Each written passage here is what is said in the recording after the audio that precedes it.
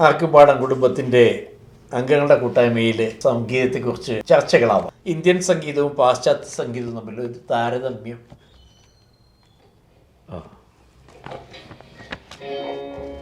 സംഗീതം എന്ന് വെച്ചാൽ ലോകത്തെ സംബന്ധിച്ചിടത്തോളം സൗണ്ട് അതൊന്നേ ഉള്ളൂ. പക്ഷേ ഭാഷ സ്ഥലകാല ഭേദം എന്നനുസരിച്ച് അതിൻ്റെ സ്റ്റൈൽ നമ്മൾ വ്യത്യസ്തപ്പെടുത്തിയിരിക്കുന്നു. ഇപ്പോൾ ഈസ്റ്റേൺ സംഗീതമാണ് നമ്മുടെ പൗരസ്ത്യ സംഗീതം. അതിലെ 2 ബ്രാഞ്ചാണ്, ഒന്ന് ഹിന്ദുസ്ഥാനി സംഗീതവും ഒന്ന് കർണാടക സംഗീതവും. പാശ്ചാത്യ സംഗീതം അവരുടെ പാശ്ചാത്യ രാജ്യങ്ങളിൽ നിന്ന് ഉത്ഭവിച്ച് പിന്നെ ഇപ്പോൾ സാർവലൗകികമായി ഇപ്പോൾ എല്ലാ രാജ്യങ്ങളിലെ എല്ലാ സംഗീതവും ഇപ്പോൾ ഉണ്ട്. നമുക്ക് യൂട്യൂബിലൂടെയും നമുക്ക് പല മാധ്യമങ്ങളിലൂടെയും നമുക്കിപ്പോൾ പാശ്ചാത്യ സംഗീതം കേൾക്കാനും അത് പഠിക്കാനുള്ള സൗകര്യമുണ്ട്. ഓക്കെ, അപ്പോൾ ഇന്ത്യൻ പൗരസ്ത്യ സംഗീതത്തെ പറ്റി പറഞ്ഞാൽ രണ്ടും ഒരു കമ്പാരിസൺ നടത്തിയാൽ ഏറ്റവും പുരാതനമായിട്ടുള്ളത് ഇന്ത്യൻ സംഗീതമാണ്. ഒരു 2000-2500 മേലെ. അത് ആദ്യം നമുക്ക് പറയാൻ പറ്റില്ല, കാരണം അത് വേദങ്ങളിൽ നിന്ന് ഉത്ഭവിച്ചു എന്ന് നമുക്ക് പറയാം. അപ്പോൾ നമ്മുടെ ആ ഒരു സംഗീതം വേദകാലഘട്ടം എന്ന് പറയുമ്പോൾ അതിൻ്റെ കണക്കുകൾ പറയാൻ ഞാൻ അശക്തനാണ്. അപ്പോൾ ചുരുക്കത്തിൽ അത് അതിപുരാതനമായ ഒരു സംഗീതമാണ് നമ്മുടെ കർണാടക സംഗീതം. പാശ്ചാത്യ സംഗീതത്തെ സംബന്ധിച്ചിടത്തോളം അത് മെഡിവൽ, അതായത് മധ്യശതകം, പിന്നെ നവോത്ഥാന കാലഘട്ടം എന്ന് പറയുമ്പോൾ പിന്നെ അവിടെ 1600 മുമ്പ് ശേഷമുള്ള കാലഘട്ടത്തിലാണ് ഈ പാശ്ചാത്യ സംഗീതം വേറിട്ടൊരു ലെവലിലെത്തിയത്. ഇപ്പോൾ നമ്മൾക്കിപ്പോൾ പറയുകയാണെങ്കിൽ നമുക്ക് ബാക്കിനെ കുറിച്ച് നമുക്ക് ഇൻ്റർനെറ്റിലൂടെ അറിയാം, മൊസാർട്ടിനെ കുറിച്ച് അറിയാം, ബീഥോവനെ കുറിച്ച് അറിയാം. ബീഥോവൻ 18-ാം നൂറ്റാണ്ടിലായിരുന്നു. മൊസാർട്ട് ബീഥോവനേക്കാളും മുമ്പ് ബാക്ക് 1585-ലാണ് ബാക്ക് ജനിച്ചത്. ബാക്കിന് മുമ്പുള്ള കാലഘട്ടത്തെക്കുറിച്ച് വിവരങ്ങളും ലഭ്യമല്ല. പക്ഷേ ബാക്കിന് മുമ്പും നല്ല സംഗീതന്മാരുണ്ടായിരുന്നിരിക്കണം. പക്ഷേ നമുക്കിപ്പോൾ പലരും ബാക്കിന് മുമ്പും ബാക്കിന് ശേഷവും എന്നാണ് പല നമ്മുടെ പുസ്തകങ്ങളിലും ഇതിലും അങ്ങനെ ഒരു ബൈഫർക്കേഷൻ. ഇപ്പോൾ മലയാള ചലച്ചിത്ര സംഗീതത്തെ പറ്റി പറഞ്ഞാൽ യേശുദാസിന് മുമ്പും പിമ്പും എന്ന് പറയാം, ദേവരാജന് മുമ്പും പിമ്പും പറയാം. അതായത് അവരൊരു ട്രെൻഡ് മാറ്റിയെടുത്ത ഒരു മ്യൂസീഷ്യൻസ്മാരാണ്. ബാക്കിൻ്റെ ശൈലി പിൽക്കാലത്ത് മൊസാർട്ട്, ബീഥോവൻ ഒക്കെ കടം കൊണ്ടു. അപ്പോൾ പാശ്ചാത്യ സംഗീതം പറഞ്ഞു വന്നത്, പാശ്ചാത്യ സംഗീതം മധ്യശതകം ആ നവോത്ഥാന കാലഘട്ടത്തിലൂടെയാണ്. അപ്പോൾ ഇത്ര പഴമ അതിന് അവകാശപ്പെടാൻ കഴിയില്ല. അതുകൊണ്ടത് സെക്കൻഡറി എന്നല്ല. പിന്നെ രണ്ടിൻ്റെയും കമ്പാരിസൺ എന്ന് വെച്ചാൽ മനോധർമ്മം ഏറ്റവും അധികം നമുക്ക് ശാസ്ത്രീയ സംഗീതത്തിൽ നമ്മുടെ ഇന്ത്യൻ അതിന് അവസരമുണ്ട്, അതിന് സ്വാതന്ത്ര്യമുണ്ട്. പാശ്ചാത്യ സംഗീതത്തിൽ നമുക്കൊക്കെ ഒരു നൊട്ടേഷൻ, ഒരു സ്ട്രക്ചേർഡ് വർക്ക് കിട്ടിയാൽ അതിൻ്റെ അപ്പുറത്തേക്ക് നമുക്ക് ആ നിയമം അനുസരിച്ച് പോകാൻ കഴിയില്ല. അതിനർത്ഥം പോയിക്കൂടാന്നല്ല, നമ്മൾ ഒരു നൊട്ടേഷൻ വർക്കോ നമുക്കെന്താ ഒരു സംഗീത കൃതി പാശ്ചാത്യ ഇതിൽ കിട്ടിയാൽ നമ്മൾ ആ നൊട്ടേഷനിൽ എന്താ എഴുതിയിട്ടുള്ളത് അത് മാത്രമേ നമ്മൾ വായിക്കുള്ളൂ. പിന്നെ ശ്രുതിഭേദം ഏറ്റവും കൂടുതൽ നമുക്കിപ്പോൾ ഉള്ളത് പാശ്ചാത്യ സംഗീതത്തിലാണ്. ശ്രുതിഭേദം ഇന്ത്യയിൽ ഉണ്ടെങ്കിലും വളരെ അങ്ങനെ ഒരു വെസ്റ്റേൺ പോലെ സാർവത്രികമായി യൂസ് ചെയ്യില്ല. ശ്രുതിഭേദം എന്ന് പറയുമ്പോൾ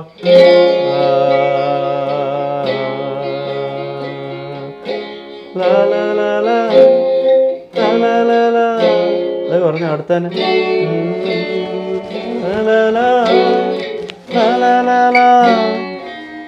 അതായത് ഒറ്റ അടിക്ക് തന്നെ ശ്രുതി നമുക്ക് മാറ്റി നമ്മൾ കേൾക്കുന്ന പല വർക്കുകളും കൂടുതലുള്ളത് പാശ്ചാത്യ. നമുക്ക് ചലച്ചിത്ര ഗാനങ്ങളിലോ നമുക്ക് സാധാരണ കൃതിയിലോ അങ്ങനെ ഒരു ശ്രുതിഭേദം എത്ര പേര് ഉപയോഗിക്കുന്നു എന്നുള്ളത് എനിക്കത്ര ശ്രുതിഭേദമാണ് അതിൻ്റെ ഒരു സവിശേഷത പാശ്ചാത്യ സംഗീതത്തിൻ്റെ. പിന്നെ പഴമയുടെ കാര്യത്തിൽ നമ്മുടെ ഇന്ത്യൻ സംഗീതത്തിനാണ് മുൻതൂക്കം. പിന്നെ പാശ്ചാത്യ സംഗീതം സ്ട്രക്ചേർഡ് മെലഡിയാണ്. ഇവിടെ മെലഡിയും ഉണ്ട്, ഇതിൽ ഭക്തി ഇപ്പോൾ നമ്മുടെ വാഗ്ഗേയകാരന്മാർ ത്യാഗരാജസ്വാമികളോ മുത്തുസ്വാമി ദീക്ഷിതരോ ശ്യാമശാസ്ത്രികളോ ഒക്കെ എടുത്തു നോക്കിയാൽ അവർക്ക് മുമ്പ് നല്ല സംഗീതജ്ഞൻ ഉണ്ടായിരുന്നിരിക്കണം. പക്ഷേ അവർക്ക് മുമ്പുള്ള കാലഘട്ടത്തെക്കുറിച്ച് എനിക്ക് വലിയ അറിവില്ല. അപ്പോൾ ഇവർ കമ്പോസ് ചെയ്തു. ഇവർ ഭക്തി രസമായിരുന്നു ഇവരുടെ മുഖമുദ്ര. ഇവർ തന്നെ വേർഡ്സ് എഴുതി, ഇവർ തന്നെ ട്യൂൺ ചെയ്തു, ഇവർ തന്നെ പാടി. ആ ഒരു സിസ്റ്റം ആണ് നമ്മുടെ കർണാടക സംഗീതത്തിൽ വലിയ വലിയ വാഗ്ഗേയകാരം. അതായത് അവർ തന്നെ അവരുടെ വാക്കിലൂടെ വന്ന സംഗീതമാണ്. എഴുതിയത് അവർ തന്നെ. സംഗീതം ത്യാഗരാജ സ്വാമികളുടെ പഞ്ചരത്ന കീർത്തനങ്ങളായാലും മുത്തുസ്വാമി ദീക്ഷിതരുടെ നവഗ്രഹ കീർത്തനങ്ങളായാലും ഇതൊരു ജസ്റ്റ് എക്സാമ്പിൾ പറഞ്ഞു എന്നേ ഉള്ളൂ. അവരാണ് അതിൻ്റെ സാഹിത്യം, അവരാണ് അതിൻ്റെ സംഗീതം, അവർ തന്നെയാണ് പാടി പിന്നെ അനന്തര തലമുറകളിലേക്ക് വരുന്നത്. ഇതേ സമയം പാശ്ചാത്യ സംഗീതത്തിൽ മുന്നാരോ എഴുതി വെച്ച നോട്ടുകൾ വേറൊരു മ്യൂസീഷ്യൻ പെർഫോം ചെയ്യുന്നു. അവരെഴുതി വെച്ചത് വേറെ അടുത്ത തലമുറ പെർഫോം ചെയ്യുന്നു. അതുകൊണ്ട് മൂന്നും ഒന്നാണ് ഇന്ത്യൻ ഇതിൽ. പിന്നെ പിൽക്കാലത്ത് ഇപ്പോൾ ഇവരുടെ കാലഘട്ടം കഴിഞ്ഞപ്പോൾ അനന്തര തലമുറ ഏറ്റുപാടാൻ തുടങ്ങി. അപ്പോൾ അവിടെ മൂന്നും ഒന്നാണ്. അവിടെ പാശ്ചാത്യ സംഗീതത്തിൽ അങ്ങനെ നമുക്കിപ്പോൾ പറയാൻ പറ്റില്ല. ഇപ്പോൾ ബാക്കിന് മുമ്പുള്ള മ്യൂസീഷ്യനെ ബാക്ക് പ്ലേ ചെയ്തിരിക്കാം. ബീഥോവൻ ബാക്കിൻ്റെയാണ് പ്ലേ ചെയ്തിട്ടുള്ളത്. മൊസാർട്ട് ഹാൻഡലിൻ്റെയാണ് വർക്കുകളാണ് ജാസ്തി എനിക്കിഷ്ടം. ഞാനത് പ്ലേ. അപ്പം ആ ഒരു ഇത്. പിന്നെ ഇൻസ്ട്രുമെൻ്റ് എടുത്താൽ നമുക്കിപ്പോൾ പാശ്ചാത്യ ഇൻസ്ട്രുമെൻ്റ് എന്ന് പറഞ്ഞാൽ നമുക്കതൊരു പിയാനോ, സെല്ലോ എന്ന് പറയുമ്പോൾ അതിൻ്റെ ഫ്രീക്വൻസി ലോ ഫ്രീക്വൻസിയാണ്. വയലിൻ്റെ ഫ്രീക്വൻസി അല്ല. സെല്ലോയ്ക്ക് ഒന്ന് ഡബിൾ ബാസ്, ആ ഫ്രീക്വൻസി ബേസ് ഫ്രീക്വൻസിയാണ്. അത്ര നമുക്ക് ഈ കർണാടക കച്ചേരികളിൽ സെല്ലോസൊക്കെ യൂസ് ചെയ്യുന്നുണ്ടോയെന്ന് എനിക്ക് അറിയില്ല. അപ്പോൾ ഇൻസ്ട്രുമെൻറ്റിനെ പറ്റി പറയുകയാണെങ്കിൽ ഫ്ലൂട്ട് അവിടെയുണ്ട്. പക്ഷേ അത് മെറ്റാലിക് ഫ്ലൂട്ടാണ്. ഇന്ത്യൻ ഫ്ലൂട്ടും പാശ്ചാത്യ ഫ്ലൂട്ടുമായി നല്ല ഡിഫറൻസ് ഉണ്ട്. പിന്നെ വയലിൻ പ്ലേയിങ്ങിലും ഡിഫറൻ്റ് ഉണ്ട്. പിന്നെ സ്ട്രക്ചേർഡ് മെലഡിയാണ്. അത് എഴുതി വെച്ചത് അങ്ങനെ തന്നെ വായിക്കുക. പിന്നെ റിതം എന്ന് പറഞ്ഞാൽ അത് കോമൺ ടൈം, ത്രിസ്രം, നമ്മുടെ ഇതിനുള്ള സാദൃശ്യമുള്ള എത്രയോ കാര്യങ്ങൾ അതിൻ്റെ അകത്തുണ്ട്. പക്ഷേ പാശ്ചാത്യമാണ്. പിന്നെ അവിടെ ഒരു കോഡ് സിസ്റ്റം ഉണ്ട്. അതായത് നമ്മളിപ്പോൾ ഇപ്പോൾ ശരദിന്ദു തന്നെ നമ്മളിപ്പോൾ ഈ അത് രണ്ടിനാണ് നമ്മൾ പാടിയത്. ഇത് ഗിറ്റാർ ട്യൂണിങ് കുറവാണ്, ചിലപ്പോൾ യഥാർത്ഥ രണ്ടായിരിക്കില്ല. പക്ഷെ നമ്മളിത് രണ്ടാണ് ഞാൻ കോഡ് പിടിച്ചത്, ഡി. അപ്പോൾ ഡിയിൽ വരുന്ന സ്വരങ്ങൾ ഒന്ന് എ, ഡി, എഫ് ഷാർപ്പ്. അപ്പോൾ ആ കോഡ് സിസ്റ്റം നമ്മുടെ പാശ്ചാത്യ സംഗീതത്തിൽ ഉണ്ട്. നമുക്ക് എന്ത് ഒരു സാധനം പോകുന്നതിനനുസരിച്ച് അതിൻ്റെ കോഡ്സ് നമുക്ക് ആ പാട്ട് പോകുന്നതിനനുസരിച്ചുള്ള ആ കോഡ് സിസ്റ്റം നമുക്ക് ചെയ്യാം. അപ്പോൾ അത് ഇന്ത്യൻ മ്യൂസിക്കിലും ഫിലിം രംഗത്ത് അത് ഉണ്ട്. അത് കച്ചേരികളിൽ അങ്ങനെ കോഡ്സ് ഒരു വാഗ്ഗേയകാരം പാടുമ്പോൾ അതിൽ പിന്നെ സോളോ ആയിട്ട് വയലിനാണ് ഒരു മോണോഫോണിക് ഇൻസ്ട്രുമെൻ്റേ അതിൽ ഫോളോ ചെയ്യുന്നുള്ളൂ. കോഡ്സ് പലരും അങ്ങനെ ഫോളോ ചെയ്യുന്നില്ല. അതിൻ്റെ ആവശ്യമില്ല. ഈ സിസ്റ്റം അതാണ്. പിന്നെ റിതത്തിൽ പാശ്ചാത്യ ലോകത്ത് റിതത്തിന് പോലും നൊട്ടേഷൻ ഉണ്ട്. ഒരു ഡ്രംസ് വായിക്കണമെങ്കിൽ ആ എഴുതി വെച്ച നൊട്ടേഷനെ വായിക്കാൻ പറ്റുള്ളൂ. അതാണ് പാശ്ചാത്യ സംഗീതത്തിൻ്റെ പല സവിശേഷത. പിന്നെ മറ്റൊരു കാര്യം ടെക്നിക്കൽ പെർഫെക്ഷൻ. നമ്മളിപ്പോൾ ഒരു എന്ന് പറയുമ്പോൾ അതിനൊരു ആക്സെൻ്റ് കൂട്ടി. ഇപ്പോൾ അതിന് രണ്ട് രീതിയിലാണ് നൊട്ടേഷൻ എഴുതുക. സെയിം സ്വരം എഴുതും, അതിന് ആക്സെൻ്റ് മാർക്കും ചെയ്യും. എന്ത് നമ്മളൊരു എന്ന് പറഞ്ഞിട്ടൊരു സൈ എടുത്താലും എന്ത് നമ്മൾ ചെയ്താലും അതിന് ടെക്നിക്കൽ ആർട്ടിക്കുലേഷൻ എന്ന് പറയും നമ്മൾ ഇത് പാശ്ചാത്യ നോട്ട്സിൻ്റെ സ്റ്റൈലിൽ. അതൊരു വലിയൊരു സവിശേഷതയാണ് അവരുടെ എന്തും. അതുകൊണ്ട് ശരിക്കും നൊട്ടേഷൻ പഠിച്ചിരുന്നത് കണ്ടാൽ എന്ത് ചെയ്യണമെന്ന് പിന്നെ പറഞ്ഞു കൊടുക്കേണ്ട ആവശ്യമില്ല. അപ്പോൾ രണ്ടും നല്ല സിസ്റ്റങ്ങളാണ്. അപ്പോൾ എനിക്കറിയാവുന്നത് പറഞ്ഞു. ഇനിയും നമുക്ക് ഡീപ്പായി പോയാൽ പലതും പറയാം. അല്ല, നമ്മൾ പല ഉപകരണങ്ങളും കടം കൊണ്ടിട്ടുള്ളതാണ്. അതെ തീർച്ചയായിട്ടും. ഇപ്പോൾ വയലിൻ തന്നെ ഹാർമോണിയം നമ്മുടെ ഹിന്ദുസ്ഥാനിക്ക് ഹാർമോണിയം, തബലയുടെ കൂടെയൊക്കെ ഹാർമോണിയം അവിടെ വായിക്കുന്ന കണ്ടിട്ടുണ്ട്. അതുപോലെ നമ്മുടെ മറ്റേ കർണാടക സംഗീതത്തിലാണെങ്കിൽ വയലിൻ്റെ പ്രസക്തി ഉണ്ട്.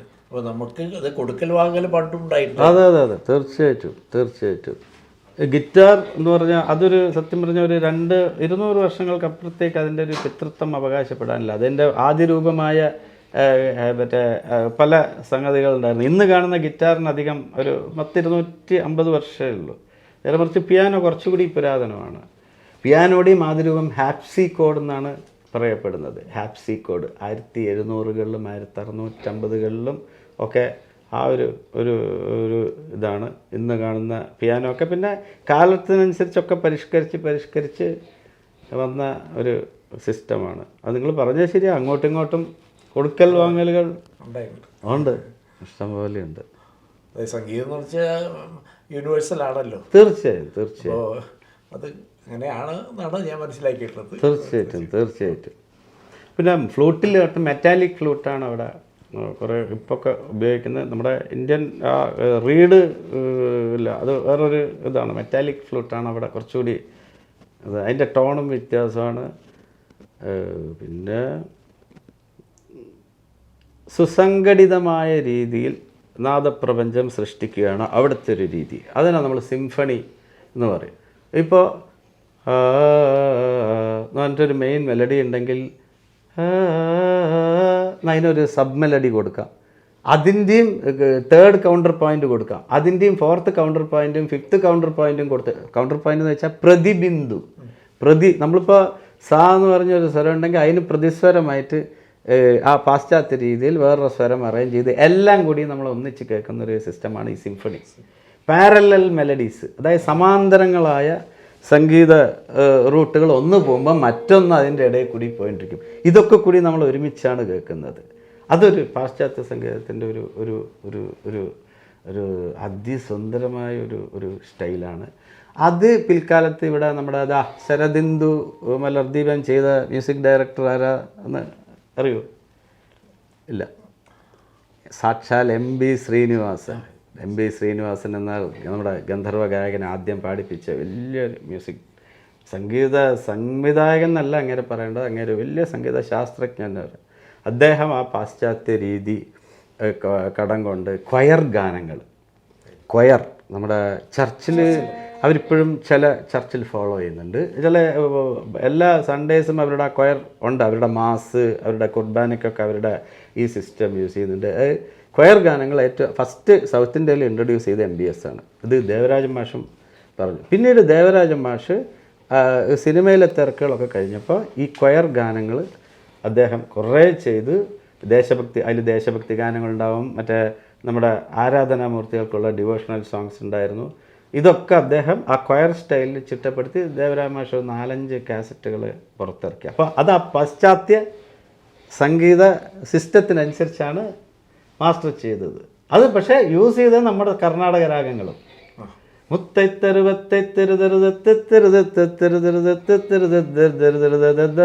ആ സാധനം അദ്ദേഹം പാശ്ചാത്യ രൂപത്തിൽ ഒരു മറ്റേ ആ 4 പേര് ഒരു മെയിൻ മെലഡി പാടുമ്പോൾ അതിൻ്റെ